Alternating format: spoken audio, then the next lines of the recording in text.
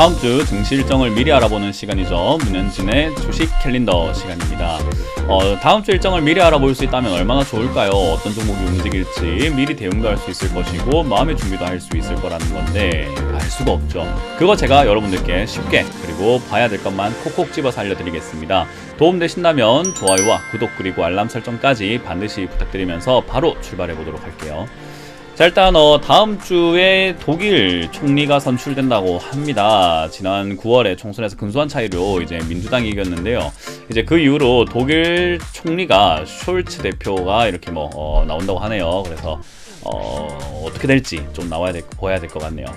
자, 어쨌든 그런 부분들이 우리 증시에 큰 영향을 줄 것인가 라고 했을 때 그건 아닌데, 전 세계적인 이제 외교 그냥 이슈이기 때문에 그냥 알아는 놔야 되지 않을까 생각이 듭니다. 저거 독일 총리가 선출된다고 해가지고 우리나라에 엄청나게 대단한 일이 발생되지는 않습니다. 그래서 올라프 숄츠 대표가 선출될 예정이라고 하는데 그냥 알아만 두시길 바라겠습니다.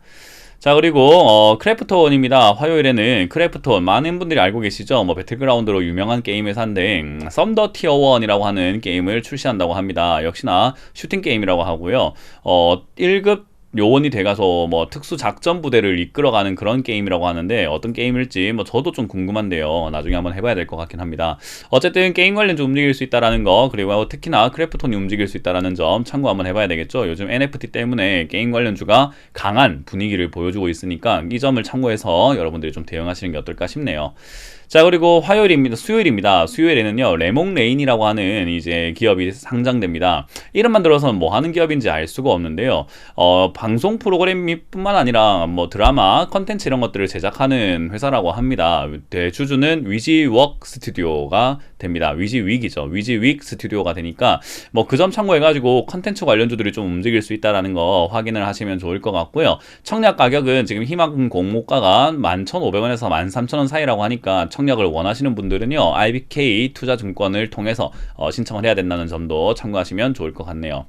자, 그리고 목요일입니다. 선물옵션 동시만기일이 있어요. 보통 이런 거를 우리가 주가가 출렁인다라고 표현을 할 텐데, 선물옵션 동시만기일 전후로 해서 주가가 약간 요동치는 경우가 있습니다. 그리고 저거 끝나고 나면은 주가의 방향성이 또 정해지는 경우들이 있죠. 그래서 12월 달에는 큰 이슈들이 많이 없고 지금 악재들만 조금 많고 증시가 좀 안 좋을 예정이라고 저는 생각을 해요. 그래서 그런 부분들 좀 참고하셔가지고 우리가 미리미리 조금 수익을 취할 수 있는 부분들 좀 취하고 정리할 수 있는 부분 좀 정리하는 것이 맞지 않을까 보시면 좋을 것 같네요. 자, 그리고 목요일에 역시나 에너지 전환 비용 보전 이행 계획이 있다라고 합니다. 탈원전 정책으로 인해서 손실을 본 원전 사업자의 비용을요, 기금으로 인해서 조금 이렇게 보전해 준다라는 건데요. 그런 것들이 나오게 되면은 역시나 원자력 발전 관련주라든지 탈원전 관련주들이 조금 움직일 수 있지 않을까 싶어요. 그래서 에너지 관련주들을 조금 유심히 보신다면은 시세 변동은 좀 있을 수 있다라고 참고하시면 좋겠네요. 자, 그리고 금요일입니다. 금요일에는 툴젠이 신규 상장됩니다. 대주주가 제넥신이에요. 그래서 툴젠이 상장이 되는데 유전자 치료제, 유전자 교정 제품을 만든다라고 해요. 그래서 유전자 치료제라든지 분석 도구를 가지고 있는 그런 기업들이 좀 움직일 수 있지 않을까 싶네요. 그래서 그런 부분들 좀 관심 가지면 좋을 것 같고, 대주주 제넥신도 역시나 주가에 좀 변화가 생길 수 있겠죠. 그 점 참고하셔서 제넥신 주주들은 주가가 어떻게 움직이는지를 보면서 대응 전략을 잘 짜보시는 게 어떨까 생각이 드네요.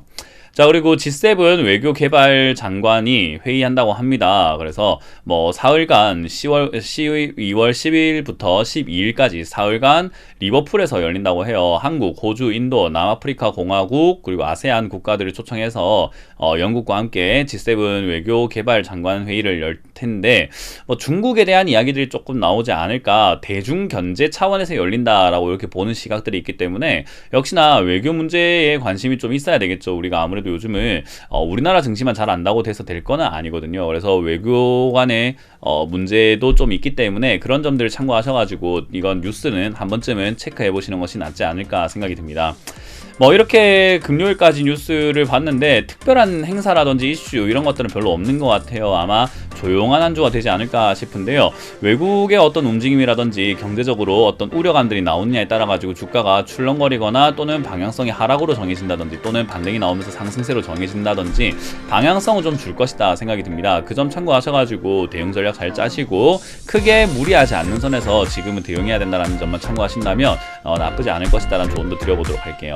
자, 이렇게 오늘도 마쳐보도록 하고 다음 주도 성공 투자 기원하도록 하면서 마치겠습니다. 지금까지 문현진의 주식 캘린더였습니다. 고맙습니다.